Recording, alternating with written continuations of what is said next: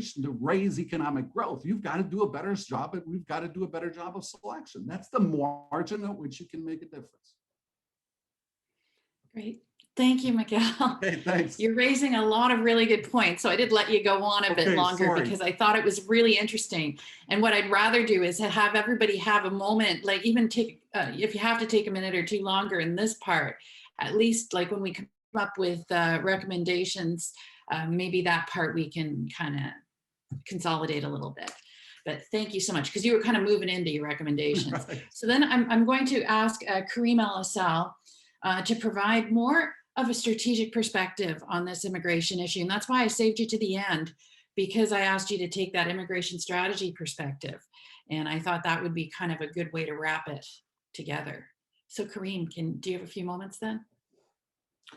Yeah, thank you for the invitation. And it's good to see so many friends on the call. Hopefully we'll be able to see each other later this year or 2022. If you're here in Ontario, and you're over the age of 80, you'll be able to get a vaccine as soon as next week. So we're making immense progress.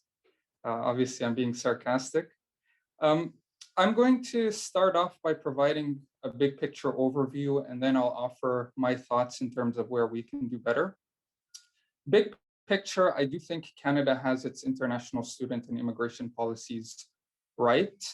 A lot of what we're doing makes sense. Obviously, immigration is going to be increasingly important for us moving forward. And for the reasons that Miguel identified, it makes sense for us to offer more PR pathways for international students. I'm not going to critique our policies per se, but what I do want to do is offer a critique of what IRCC is currently doing, for lack of a better word, in terms of trying to achieve its goal. So right now, in light of the pandemic, the goal is to welcome 401,000 immigrants by the end of the year and to transition as many individuals within the country towards permanent residence. I think we are somewhat falling short in terms of providing international students that currently here pathways to become eligible to submit an express entry profile and to give themselves a shot of being selected for permanent residence. Generally speaking, if I'm an international student looking to become eligible for PR, I need to overcome two hurdles. I need to have a Canadian language benchmark of a 7. Unless I work in the trades. In that case, I need a CLB of a 5. And the second hurdle, I need at least 1 year of professional work experience in a NOC O, A, or B skill level. These two hurdles are difficult for international students to jump over in the best of times. So anecdotally, prior to the pandemic, the average international students that I came across would tell me something along the lines of, I'm currently a CLB 6 or a CLB 6.5. I've taken my IELTS or CELPIP several times, and I still haven't been able to achieve a CLB 7. The work experience requirement is difficult because for a number of reasons. First of all, they're young. And if you're an employer, why would you want to hire someone with very little work experience? Secondly, they may have issues with the language.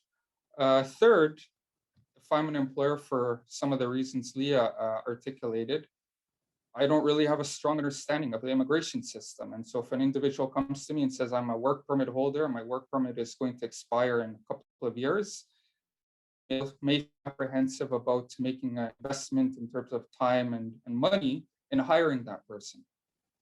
And so again, anecdotally, I'd come across international students who are working as a manager at a Subway or a fast food place, which counts as professional work experience, but on the balance of probabilities won't really help them if they eventually become PR in terms of their post-landing labor market outcomes. These two hurdles, again, the CLB 7 requirement and 1 year of work experience, are even more difficult for international students to overcome during the pandemic. Due to stay-at-home orders, they're not able to practice their language skills as much as they could when they're out and about at school and within society. And then the economy right now is a disaster, and it's really difficult if you're out of work to find a job. Right, so IRCC has tried to broaden its tent in terms of increasing eligibility opportunities for international students. One such effort was made last month when IRCC said we're going to offer a one-time open work permit to post-graduation work permit holders of up to 18 months in duration. The rationale being we're going to provide you with an additional 18 months on top of the up to 3 years you already have in order to get to that 1 year of work experience so that you could go ahead and become eligible and submit an express entry profile. It's a good policy on the one hand. On the other hand, it poses a risk, which is the following. It might not address the underlying issue, which is the dearth of professional jobs available now during the worst economic crisis of our times. And so what may end up happening is after the 18 months, these people still won't get that 1 year of work experience, or again, they'll get work experience that passes the requirement on paper, but again, won't help them if they eventually become PRs.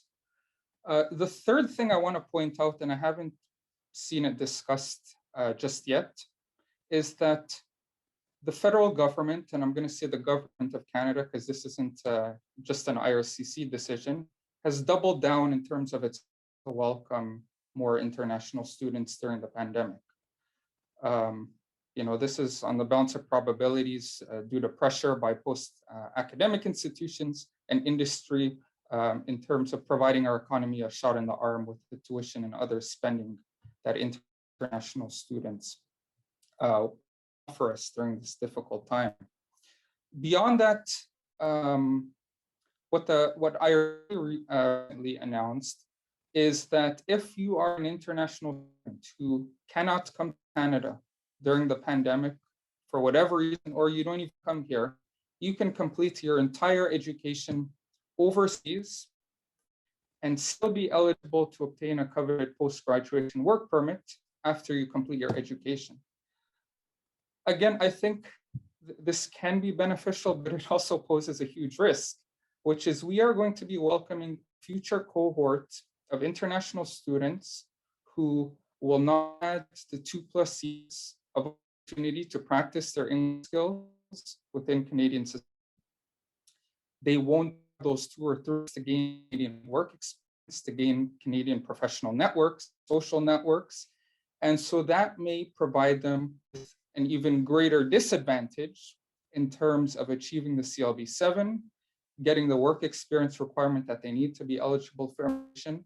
And then they make it through, chances are they are going to have worse outcomes than the average international student who's been in Canada for 4+ years, including with the work permit.